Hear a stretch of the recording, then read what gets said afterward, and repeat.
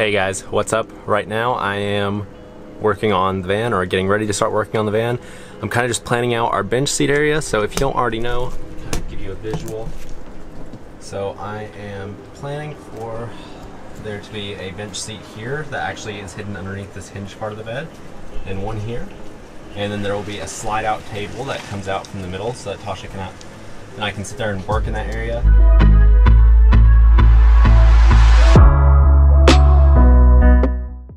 Right now I'm just kind of getting measurements and deciding how high I want the seats to be. So thinking about 20 inches high, and then the back's gonna have a little part that comes out from the wall, because this is actually gonna rest on the back of the seat whenever it's closed down as a support. Figured I'd share my really crappy blueprints with you. Now I'm about to start writing in some measurements. Really quick, I just wanted to show you guys how I account for the curved walls. So what I do is I take a scrap piece of wood and I cut it to the height I need. I set it up perfectly against the wall, and then I measure the highest gap. I take that measurement and I just add it on to the width of the piece of wood I need. But I basically got all my measurements roughed out here for each side. The only differing parts is on the driver's side, and there's gonna be a 5.5 inch top thickness, and then the gap to the wall was a little thinner, so it's 9/32 of an inch I'm gonna add.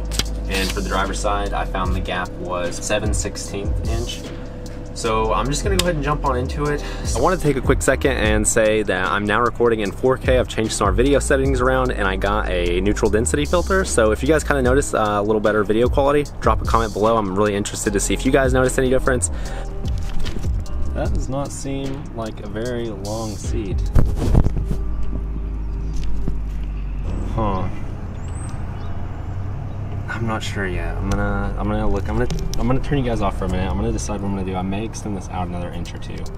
I sat in a chair and kind of measured 14.5 inches back, and then kind of like sat in a position where simulating what that would be like, and I think it's fine, especially with the cushion that's gonna be back there. So we're gonna go ahead and go for it.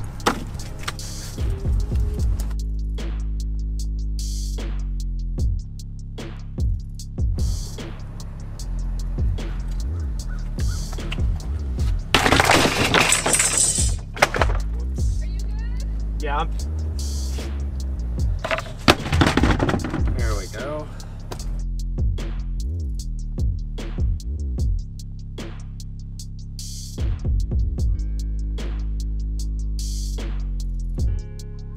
Literally all I've done is taken a pair of needle nose pliers and then aluminum taped a lead pencil. Now, if you have a compass, it's gonna be better because you can lock it in place.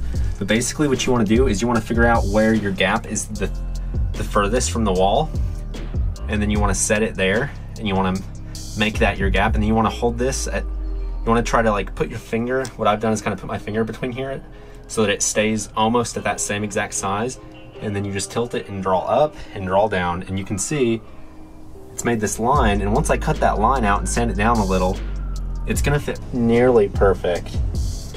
I mean, it's pretty darn close. Obviously, like I said, if you use a compass, you're gonna get better results. I just worked with what I had. I wish I would've bought a compass earlier. I didn't even think about it, so hopefully that tip helps you guys out. That gradient is just insane. Wow.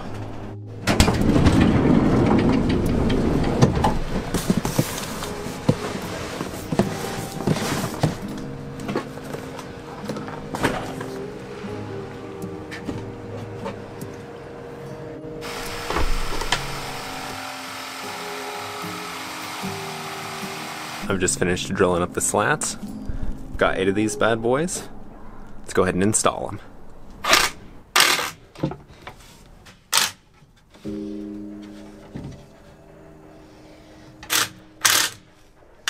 So let me just tell you guys what happened. I just came out to work on the van, and a few days ago we almost ran out of battery power because somehow our LED lights got left on for like 3 or 4 days while it was storming the entire time.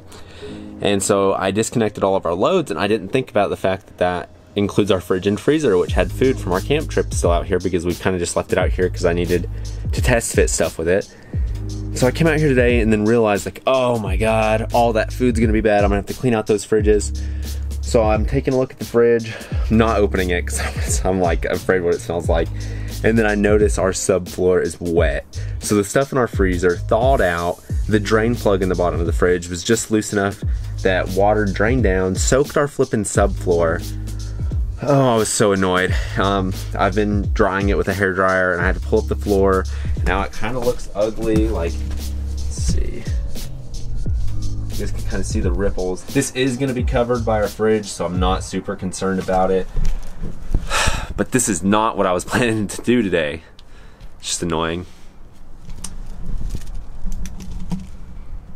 Anyways, I'm gonna get back into these seats and securing our water tank. I think that's basically the next thing on the menu before we can continue with the seats. So I need to install 2 of these straps.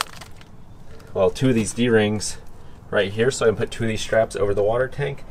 I'm just gonna drill some small holes and then look under the van and make sure it's in a good location and then go from there.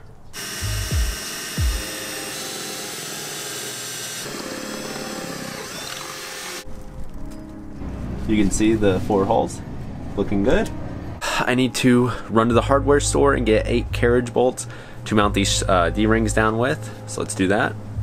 Got the carriage bolts, some washers and nuts. Let's go ahead and install these suckers. The sun is at an angle where it's just awful. It keeps shining right in my eyes and I can't see.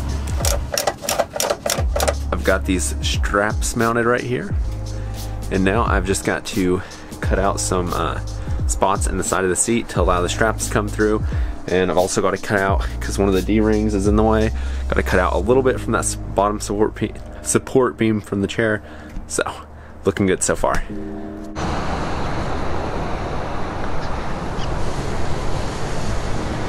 I hate to cut it short in the middle of building these seats. Unfortunately, I need to get this video up on Thursday, so we're gonna make this a 2-parter. Tune in next week. Hopefully we'll get the seats finished up. Thanks so much.